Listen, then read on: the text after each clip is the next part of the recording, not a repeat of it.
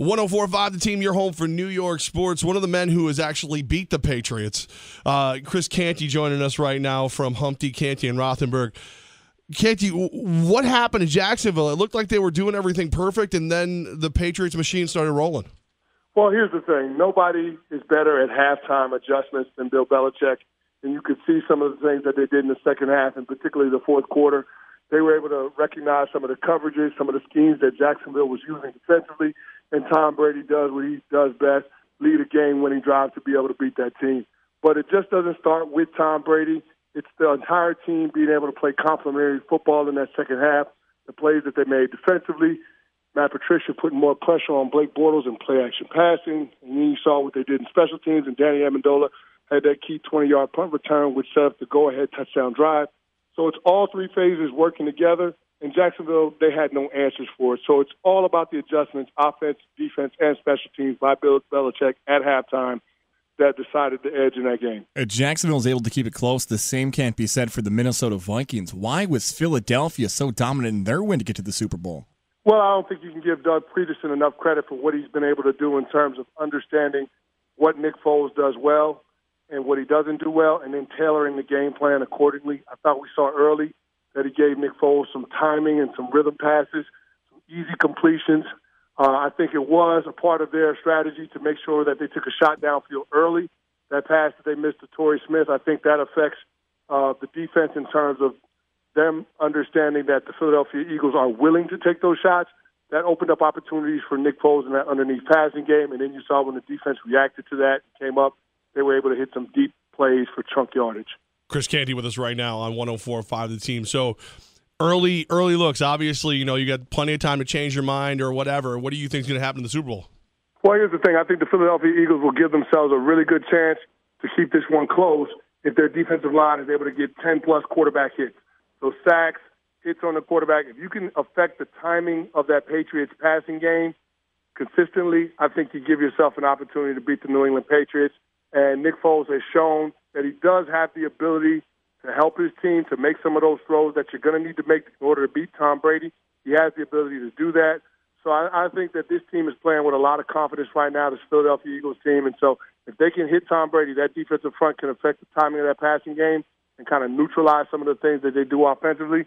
I think they give themselves a good chance to win this game. I know you've competed against the Philadelphia Eagles as a member of the Dallas Cowboys and the New York Giants, but is there a little small part of you that hopes the Patriots win so you can continue to have the bragging right of my Giants team was one of the few Giants teams that actually beat them in the Super Bowl? Of course I do. I want the Patriots to win. I'm not cheering for the Philadelphia Eagles. Listen, I spent 8 years in the NFC East. That just feels wrong to cheer for the Philadelphia Eagles. Like, I want those guys to lose. And the Philly fans are obnoxious. So for that reason alone, I want them to lose. But then also, from my experience in the division, there's no way that I'm cheering for the Eagles in this one. I want Tom Brady and Bill Belichick to go in there and get their 6th Super Bowl title. Chris Canty with us, of course, Humpty, Canty, Rothenberg. You hear it before us every weekday right here on 104.5 The Team. All right, so Canty, Pat Shurmur's the new coach of the Giants. What do you think of the hire? Well, I think it's a great hire, and I think this speaks to what their plans are with that number 2 overall draft pick. If you hear the statement released by John Mara and Steve Tisch, it says in there that it's all about his ability to develop young football players. I think that that's the key. That's what you want to focus in on. Pat Shurmur is known to be able to work with the talent that he has on a given roster and be able to get the best out of those guys. He's not a scheme-specific coach. He can adapt his system based on the skill sets of the players that are on the team. So I think that's an important change from how they were doing things the last couple of years under Ben McAdoo. So in looking at the Pat Shurmur hire, I think it's a good hire from everything that I've heard out of the Minnesota Vikings off of the guys from that team.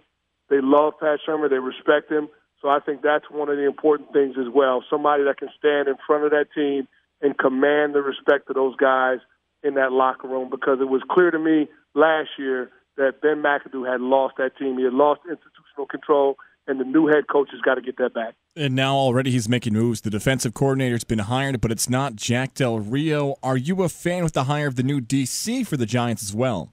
I like James Bettcher. And when I look at what the Giants have defensively, seeing the playmakers that they have in that secondary, I like what James Bettcher has done the last 3 years in Arizona with that secondary, with Tyrann Mathieu and Deion Buchanan and Tony Jefferson and those guys. Like, to be as multiple as he is and to have the impact that they've had. They've been in the top 6 in yards allowed the 3 seasons under him. I think that's something that's a positive for the Giants. I think he's an asset. Bruce Arians said some good things about James Bettcher. He said he wanted him to be the guy that succeeded him in Arizona. So this is somebody that has head coaching qualities. And so I think the Giants can't have enough good people in the building in terms of coaching staff in order to fix what's been going on with this team over the last couple of seasons. Canty with us. So, Canty, one of the things I've been reading, though, is, like, how is he going to use Olivier, Vernon, and JPP? You, as a defensive lineman, you see a guy like this come in, what would be your first thought? Well, he's going to be multiple. So I understand that people are saying he's an odd front coach, and the Giants have been a 4-3 team in large part for the last decade and a half. You know, most defenses today are multiple. You're asking guys to do a lot of different things.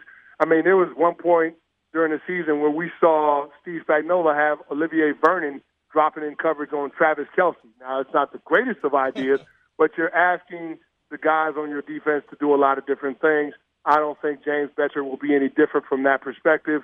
But what I do think is he's going to make sure that he understands his personnel, he understands the strengths and weaknesses of the individual players, and he puts those guys in situations where they can do what they do best. I don't think it'll be a system where it's too many hard and fast rules where guys don't have the freedom to be playmakers. I think that's the most important thing, putting your guys in situations where they can be playmakers. What can we expect from Humpty and Canty next week leading up to the Super Bowl? Are you guys going to make the trip out to Minneapolis for Radio Row?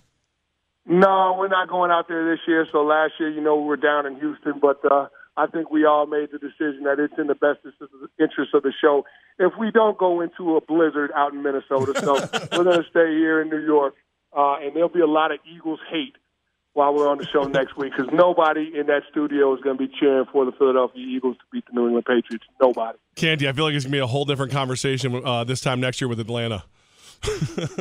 No, we'll be in Atlanta. We'll be in Atlanta, guys. You don't have to worry about that. We've already made that. We're going to do it. It's an every other year proposition. Love it, man. Chris Canty, don't miss out. Humpty, Canty Rothenberg, every weekday right here on the team, right before us. Canty, thanks for making time for us, man. You're the best. Thanks for having me on, guys.